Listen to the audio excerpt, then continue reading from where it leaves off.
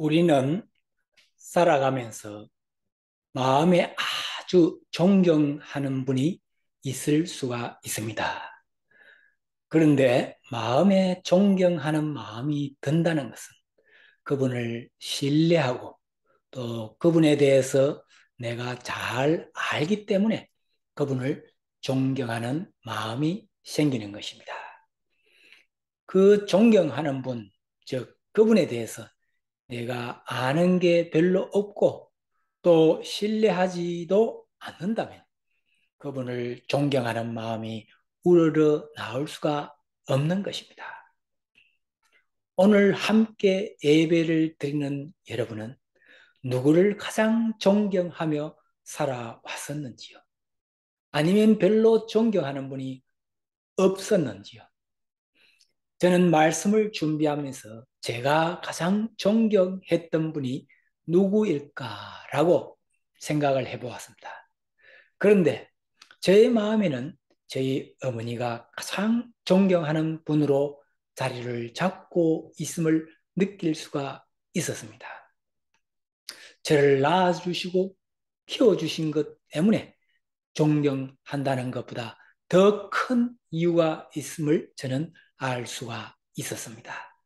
오늘 제가 그분이 어떤 분이신가에 대해서 말씀을 준비하는데 바로 그분을 제 마음속에 심어 주셨기에, 즉 세상의 그 어떤 것보다도 가장 귀하신 분을 알게끔 이끌어 주신 분이 바로 저의 어머니이시기 때문에 저는 저희 어머니를 가장 존경하는 마음이 든다고 고백을 할 수가 있는 것 같습니다.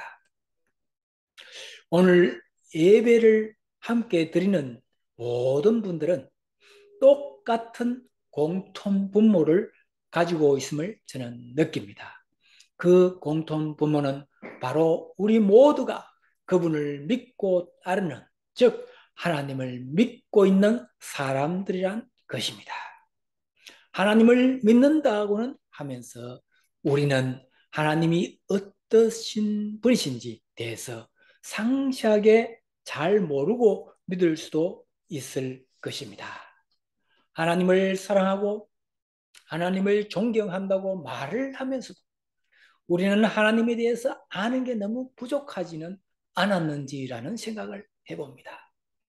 그래서 오늘은 우리가 믿고 있는 하나님, 바로 그분은 어떤 분이신가에 대해서 성경에 있는 말씀을 통해서 좀 더 많이 함께 알아보고자 합니다. 하나님에 대해서 좀 더 많이 알고 나면 우리는 하나님을 더욱 사랑하고 더욱 존경하고 경외하는 마음이 생겨서 하나님을 더욱 신뢰하는 마음이 생길 것으로 믿습니다. 오늘 성경 말씀 출애굽기 3장 14절에 보면 하나님이 모세에게 이르시되 나는 스스로 있는 자니라. 또 이르시되 너는 이스라엘 자손에게 이같이 이르시기를 스스로 있는 자가 나를 너희에게 보내셨다라고 하십니다.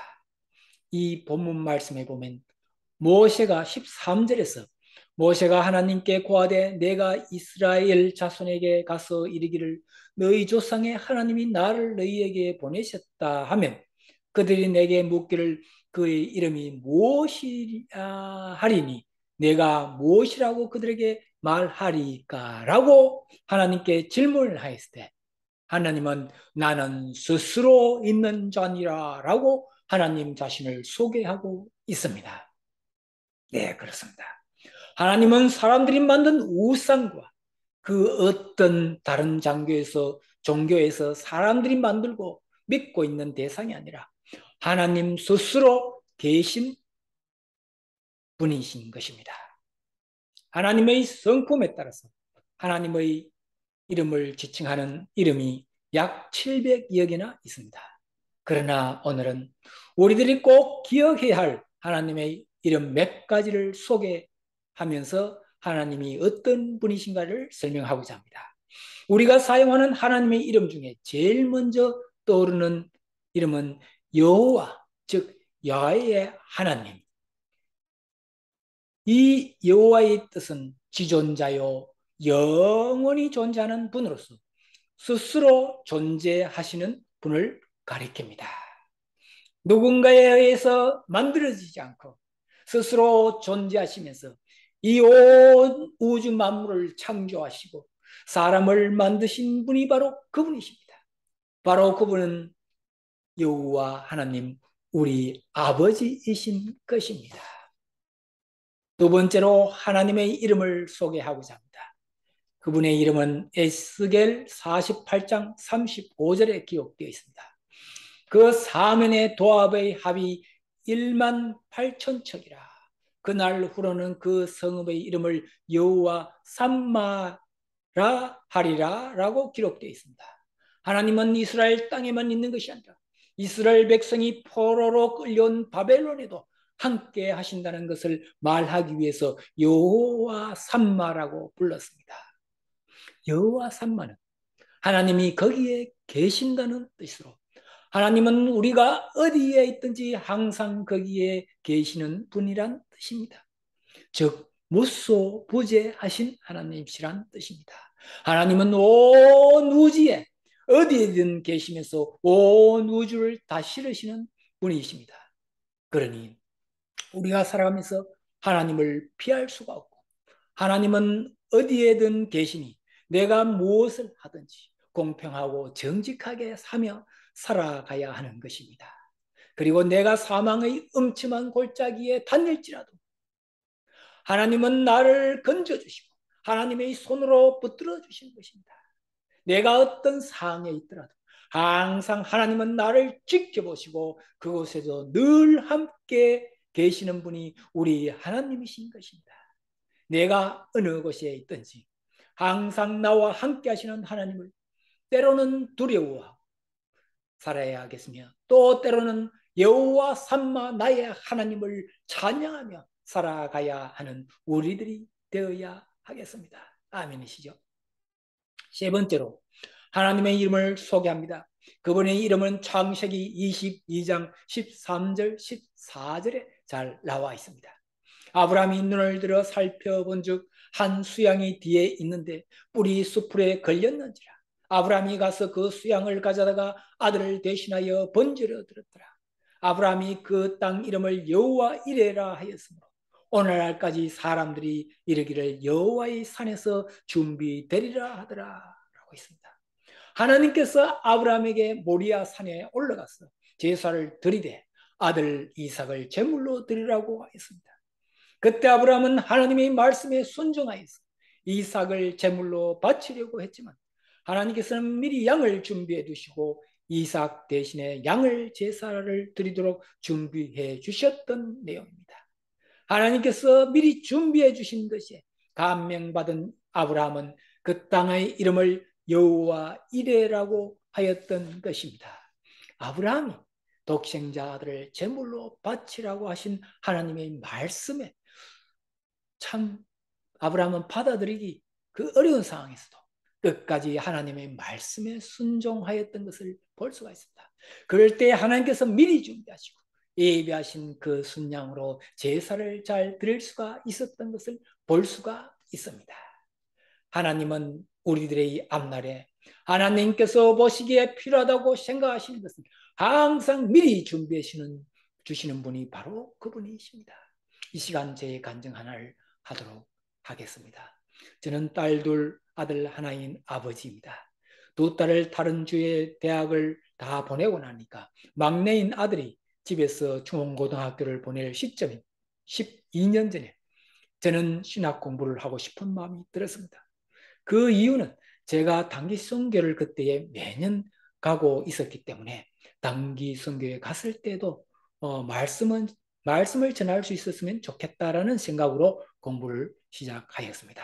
또 막내가 한창 공부를 할 때인 시점에 아버지도 집에서 저녁에 공부를 하는 모습을 이렇게 보여주는 게 자녀 교육에 도움이 되어서 좋겠다는 마음이 들어서 신학교를 등록을 하고는 일을 하면서 공부를 하였습니다.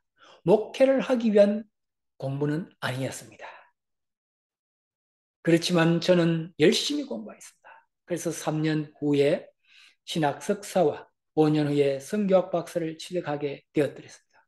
그리고 나니 제가 목회를 하진 않아도 이웃 교회의 목사님이 출타를 하시면 설교를 하기도 하고, 또 지금 매월 온라인으로 줌 화상 예배 말씀을 전하기도 하고, 그리고 G2G 선교회를 설립하여 자비랑 선교를 시작하고, 또 가정 세미나로 가정 세미나도 할 수가 있게 되었습니다.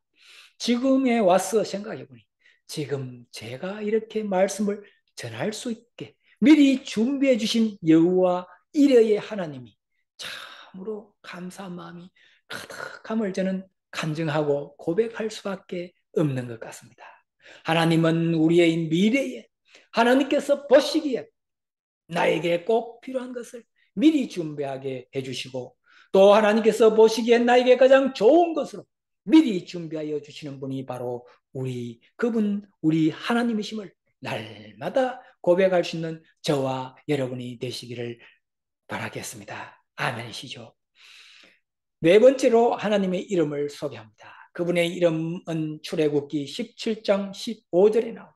모세는 거기에 제단을 쌓고 그곳 이름을 여호와 니시라고 합니다. 성경 말씀 출애굽기 17장 10절에서 14절에 상세하게 잘 설명이 되어 있는 내용을 한번 보시겠습니다. 여호수아는 모세가 그에게 말한 대로 아말렉과 싸우러 나가고, 모세와 아론과 홀은 언덕 위로 올라갔다. 모세가 그의 팔을 들면 이스라엘이 더욱 우시하고, 그 팔을 내리면 아멜렉이 더욱 우시하였다. 모세가 피곤하여 팔을 들고 있을 수 없게 되니 아론과 홀이 돌을 가져와서 모세를 앉게 하고, 그들이 각각 양쪽에서 서서 그의 팔을 붙들어 올렸다. 해가 질 때까지 그가 팔을 내리지 않았다. 이렇게 해서 여호수아는 아멜렉과 그 백성들을 칼로 무찔렀다 라고 되어 있습니다. 그때 주님께서 모세에게 말씀하셨습니다. 너는 오늘의 승리를 책에 기록하여 사람들이 잊지 않도록 하고, 여호수아에게는 내가 아말렉을 이 세상에서 완전히 없애서 아무도 아말렉을 기억하지 못하게 하겠다라고 한 나의 결심을 일러주어라고 했습니다. 모세가 아말렉과의 전쟁에서 승리한 것을 여호와 니시라고 하면서 여호와 하나님 아버지는 승리케 하시는 분이라는 것을 기념하였던 것입니다. 그렇습니다.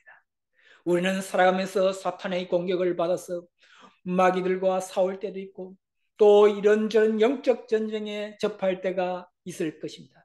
그러나 여호와 니시, 즉 승리의 하나님께서 항상 우리 편이 되어주시고, 즉 하나님을 믿고 따르는 자의 편이 되어주시는 것입니다. 그래서 항상 승리하게 해주시는 분이 바로 그분이신 것입니다. 사람은 항상 나의 편이 될 수 없지만 하나님은 항상 나의 편이 되어주시는 분이십니다. 그런 하나님을 우리는 믿고 신뢰하고 따르는 자가 될 때에 어떠한 영적 전쟁에도 두려움 없이 주님만 믿고 앞으로 나아갈 때에 승리하는 우리들이 될 수가 있는 것입니다. 이 시간 찬송가 348장을 함께 부르시도록 하겠습니다.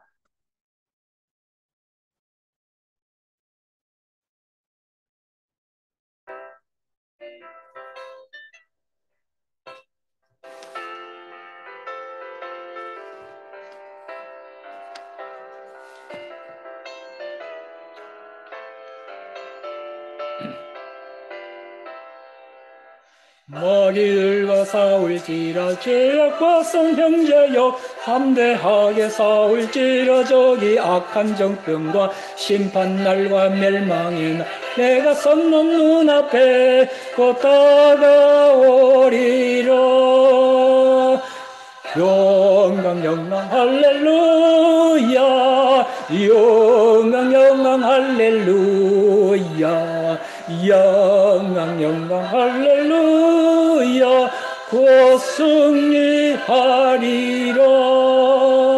마귀들과 싸울지라 전략 별선 형제여, 고함치는 무리들은 흉한 말이 아닌가.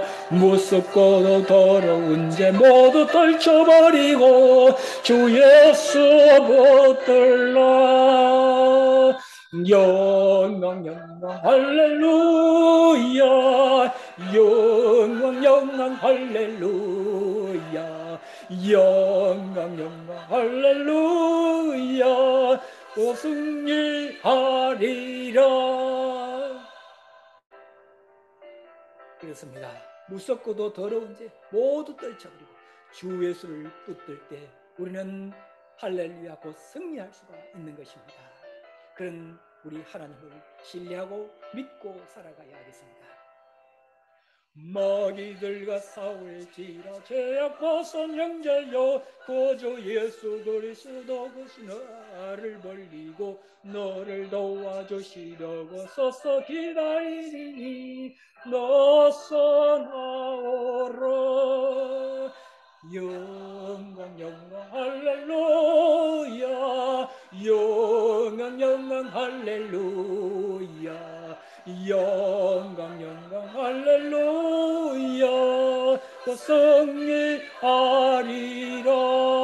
승리하리라. 네, 그렇습니다. 우리 하나님은 여호와 니시의 하나님이십니다. 우리가 어떤 영적 전쟁을 마귀와 할지라도 하나님께서는 우리들에게 승리를 인도해 주십니다. 항상 하나님은 우리의 편이 되어주신 것입니다.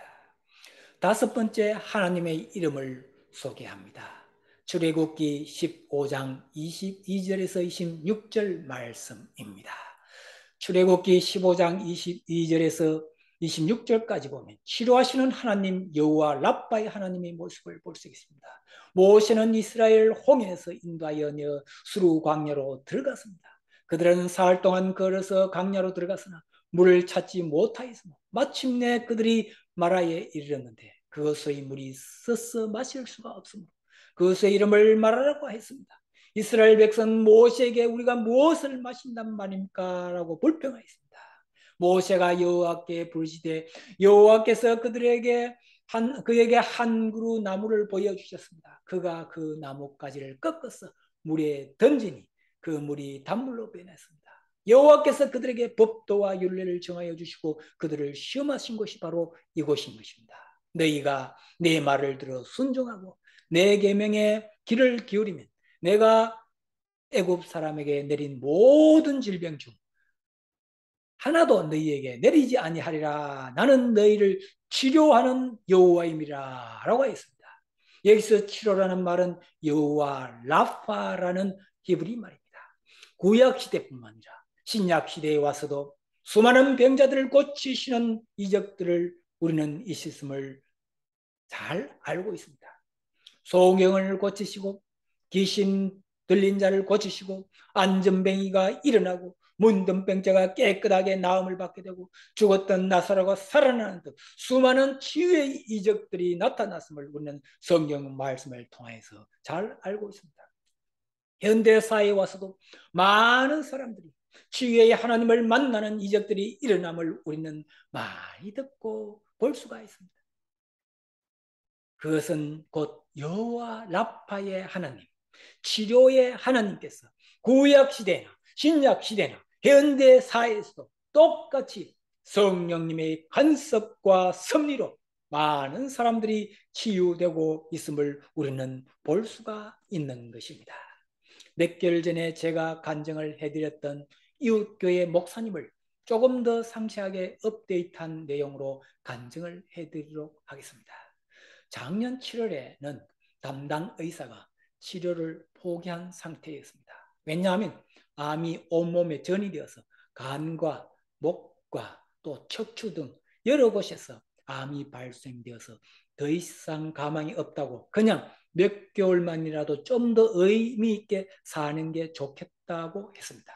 그러나 목사님 가족과 많은 지인들이 함께 기도하기 시작했습니다.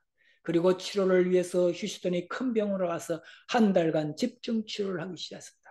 그리고 집으로 돌아와서 담당 의사와 함께 다시 항암 치료를 시작하였습니다.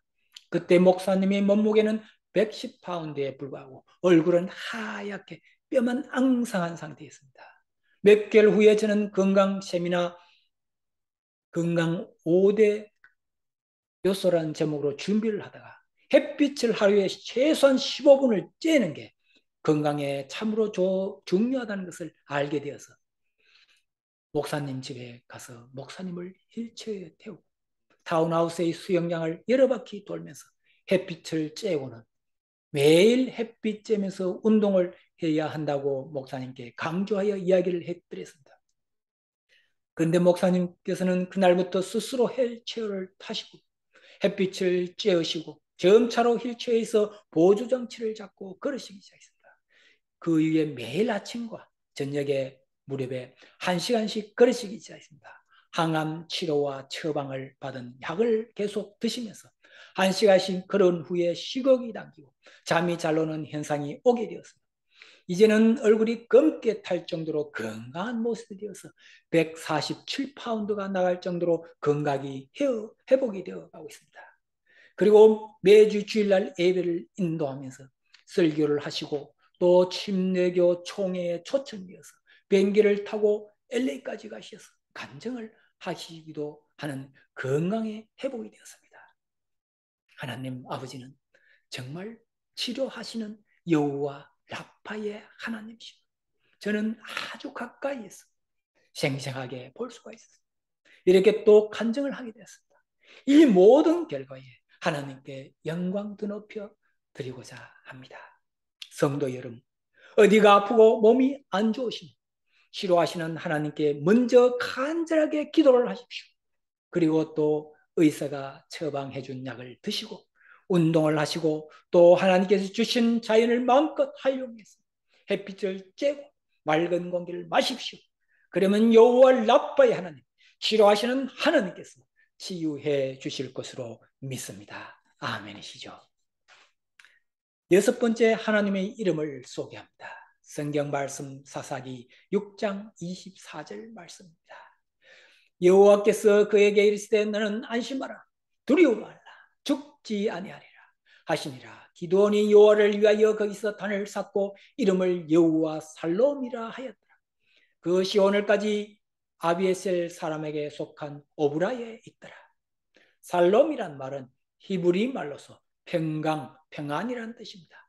영어로는 peace라는 단어로 표현합니다. 기드온이 하나님께 제사를 드리는데 그때 기드온이 그가 여호와의 사자인 줄 알고 가로되 슬프도소이다. 즉 여호와여 내가 여호와의 사자를 대면하여 보았나이다 라고 하면서 두려워할 때 여호와께서 기드온에게 안심하라 두려워하지 말라 죽지 아니하리라 라고 하시니 기드온이 거기에 단을 쌓고 여호와 살롬이라고 하였습니다. 우리는 살아가면서 이런저런 이유로 마음에 두려움이 올 때도 있고 또 불안한 때도 있을 것입니다. 또 병마와 싸우는 사람들은 죽음에 대한 두려움이 있을 것입니다.